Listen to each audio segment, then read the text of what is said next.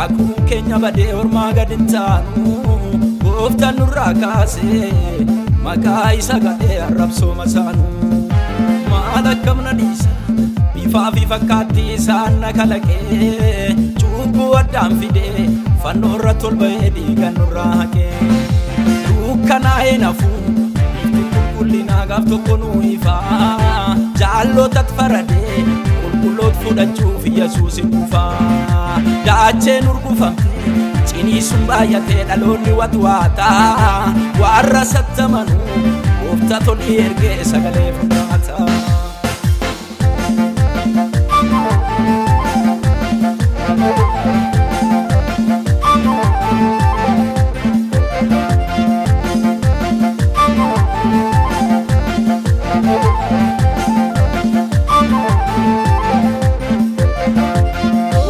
Waamamne isaan jaalatamne ijoollee jiraatoo waaqayyoo jedhamne Gooftaatti waamamne isaan jaalatamne ijoollee jiraatoo waaqayyoo jedhamne Abdiin keenya du'ee biyyoo waliin makuu nuuf godha waaqayyoo ani yaadamne Gooftaatti waamamne isaan jaalatamne ijoollee jiraatoo waaqayyoo jedhamne Gooftaatti waamamne isaan jaalatamne Ijoollee jiraatoo waaqayyoo jedhamne Abdiin keenya du'ee biyyoo waliin makuu nuuf godha waaqayyoo ani yaadamne nuuf godha waaqayyoo ani yaadamne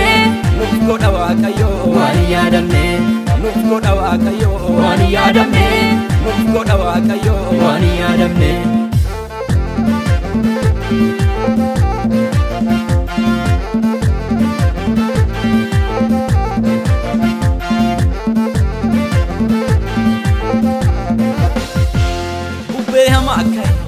Bidiruu koraasee merrabbii kee jedhee diinna natti saase na dursitee gooftaa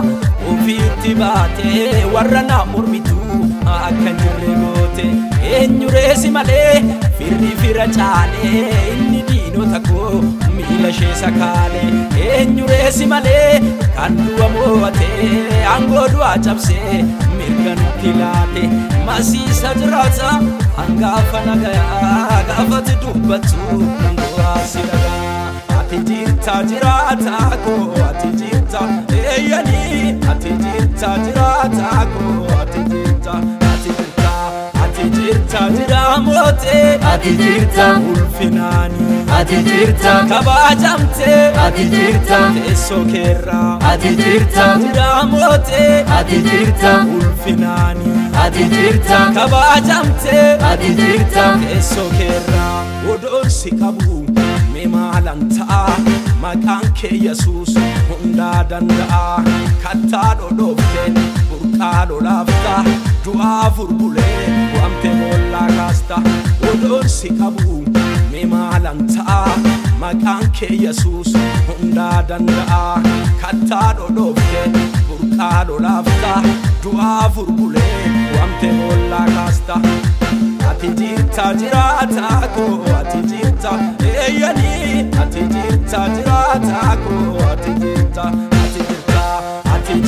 jiramote ati jirta ulfinaani ati jirta kabajamte ati jirta teessoo keerraa ati jirta jiramote ati jirta ulfinaani ati jirta kabajamte ati jirta teessoo keerraa